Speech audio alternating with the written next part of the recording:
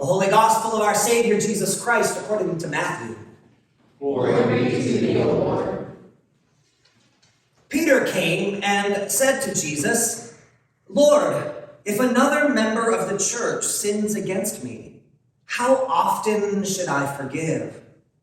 As many as 7 times?" Jesus said to Peter, "Not 7 times, but I tell you 77 times. For this reason, the kingdom of heaven may be compared to a king who wished to settle accounts with his slaves. When he began the reckoning, one who owed him 10,000 talents, $1 billion, was brought to him. And as he could not pay, his Lord ordered him to be sold, together with his wife and children and all his possessions, and payment to be made. So the slave fell on his knees before the king, saying, 'Have patience with me, and I will pay you everything.' And out of pity for him, the Lord of that slave released him and forgave him the debt.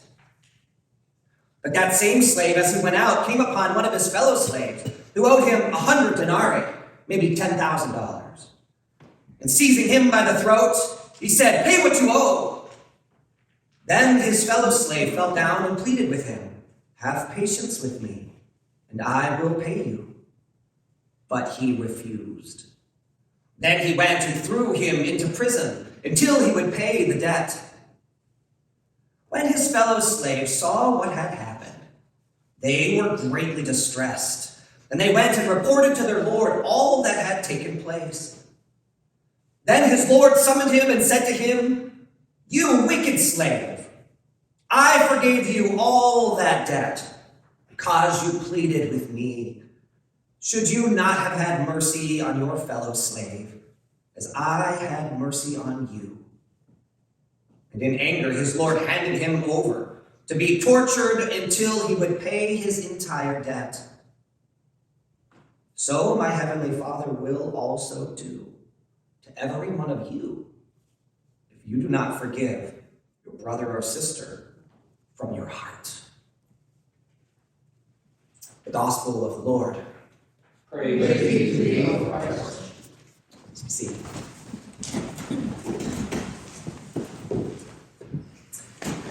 I want to ask you to make 2 choices this morning. Maybe you can even change your answer by the end of the sermon. Or maybe not. The question is, the first one, would you prefer torture or freedom? Free choice. Torture, freedom. Second question, would you prefer to live your life based on something that doesn't work or on something that does? Strange choices, you'd think we'd all choose the second choice. Interestingly enough, we all choose the first choice, which is why Jesus has to say these words today. For today's sermon, it's going to work best if you stop for a moment and think about someone you have not forgiven. Maybe they don't deserve it. I'm going to assume they don't deserve it, because you're nice people. You would have forgiven them if they deserved it. Think about someone you have not forgiven because you don't want to. Maybe you even refuse to. My question to you is this: are you enjoying the torture? Is it working for you? How does it feel to not forgive somebody? Do you still feel the pain? There it is. You still feel the harm? Does it make you a little bit angry? If I gave you a minute to think about more of the details, would it make you even more angry? Does it make you want to strike out? Does it make you want to say something? Does it make you wish you said something back then? Does it bring up all the kinds of things? They should have known better. They should have had mercy on me. They should have recognized. They should have given me a break. All of those kinds of things, all of those thoughts. You feel the harm. And now stop for a second, because it's been in the past, obviously. Let's multiply what you're feeling by however long it's been. Let's say it's been a decade, All of those feelings you just felt, unpleasant as they are, multiplied by 365 days. Multiply that by 7 years, by 10 years. We're up to 3,650. Multiply it by 3,000, multiply it by 10,000, multiply it by 12,000 if it's been 3 decades. Are you enjoying the torture? Is it working for you? This is why at the end of today's parable, Jesus says, that slave who refused to forgive was tortured. We look at it on the surface, we read it literally, and we think that the king has decided to torture him as a punishment. But Jesus is telling us parables about the spiritual life. He begins by saying the kingdom of heaven, the kingdom of spirit, right? The kingdom of life beyond life, of the invisible life that we all participate in. That kingdom is like this. In a sense, Jesus is saying by not forgiving, you end up tortured.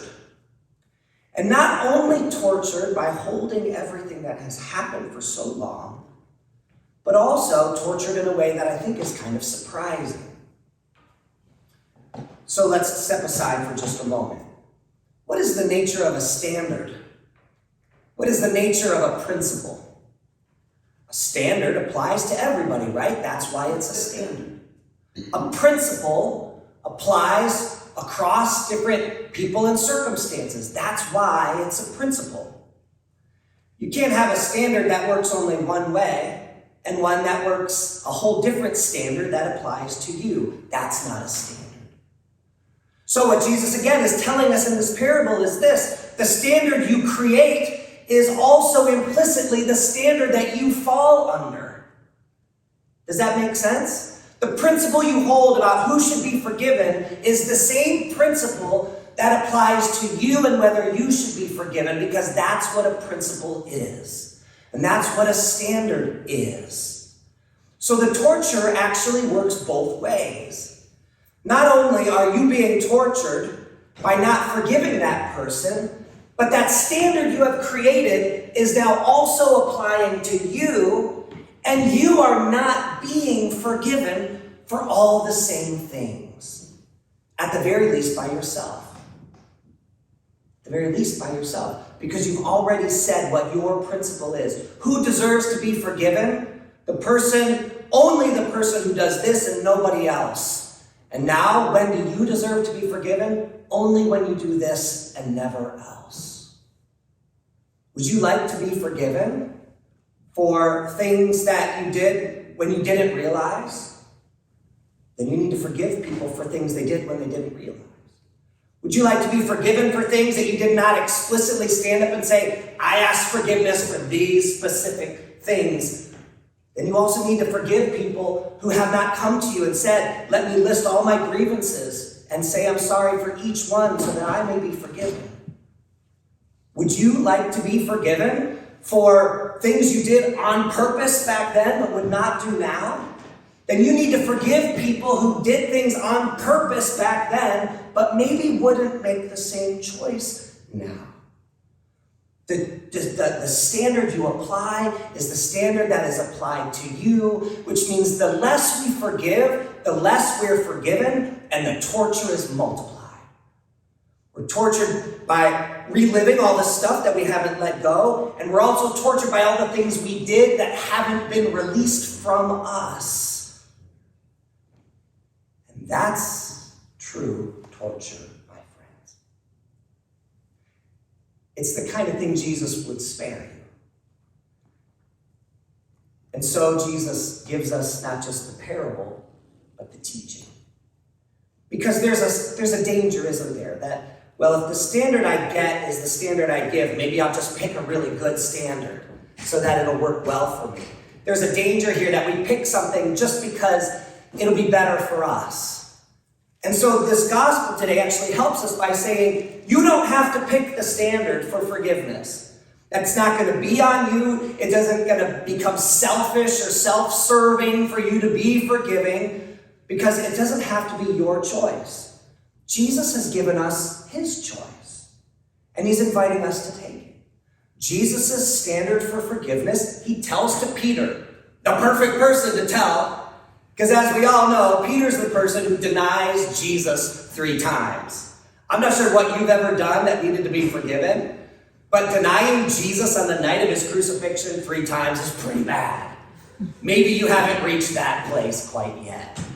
It's ironic and interesting that Peter is the person who comes to Jesus and says, well, how often should a person be forgiven? Maybe not even realizing the same standard might be applied to him soon. Scholars say that the rabbi said, you only need to forgive someone 3 times. So Peter seems to think that he's being very, very generous by giving somebody a forgiveness for every day of the week. Monday through Sunday, 7 times, Lord. And I think he expected a pat on the back and maybe a thumbs up. Peter, you're so generous, you almost doubled what the rabbis required. But Jesus knows that when there's a standard for forgiveness that stops, you end up in the torture place, double. So Jesus' answer is a billion. It's a trillion, it's a quadrillion, it's a bazillion. It's a ridiculous number. Should I forgive 7 times? Jesus says 7 times 70. The Hebrew is interesting because it's 70 next to 7. And it's not clear if it's supposed to be added or multiplied, but either way, the number's huge.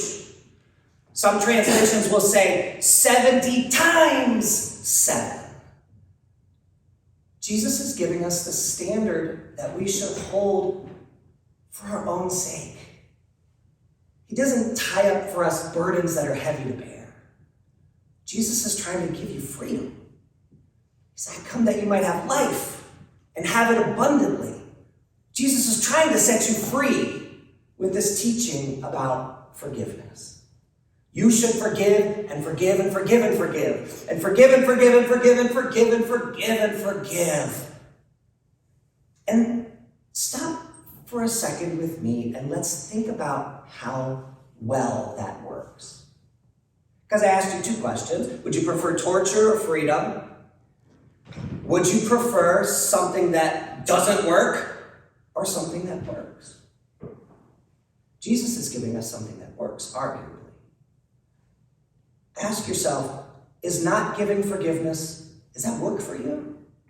Is that working for you? So you've chosen not to forgive. How's that going for you? You feel good about it? Does it make you feel light? Do you feel free and fresh? Do you feel strong? Does it fill you with life by not forgiving someone? Does it make your life better somehow? Does it make the sunrise just a little brighter? Does it make the stars twinkle just a little brighter? Does it make you love just a little bit more? How well is it working for you? Like whatever standard that you want to discern whether life is good or bad, ask yourself on all of those different measures, not forgiveness, how's it going? Is it good? Is it working for you?